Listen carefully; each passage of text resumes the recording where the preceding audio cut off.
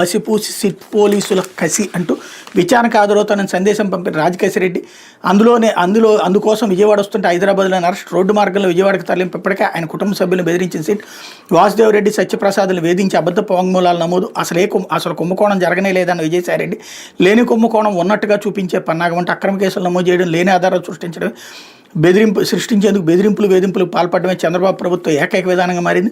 Red book కుట్రలను అమలు చేయడమే పనిగా పెట్టుకున్న సిట్ అధికారులు ప్రభుత్వ పెద్దల కోసం చట్టాన్ని ఉల్లంఘిస్తూ బరితెగిస్తున్నారు అన్నట్టు వార్తని హైలైట్ చేశారు. లేకపోతే పోపస్తమం ఇక్కడ కూడా హైలైట్ చేశారు. మరోవైపున ఆది ఆగడం అంటూ అల్ట్రాటెక్ పరిశ్రమకు సున్నప్రాయ సరఫరా చేసే టెప్పర్లు సీజ్, ప్యాకింగ్ ప్లాంట్ నుంచి 40 మంది కార్మికులు వెనక్కి రప్పించిన కాంట్రాక్టర్, ఎమ్మెల్యే అపరిమిత జోక్యంతో నిలిచిపోయినటువంటి సిమెంట్ ఉత్పత్తి అన్నటువంటి వార్తని హైలైట్ చేశారు.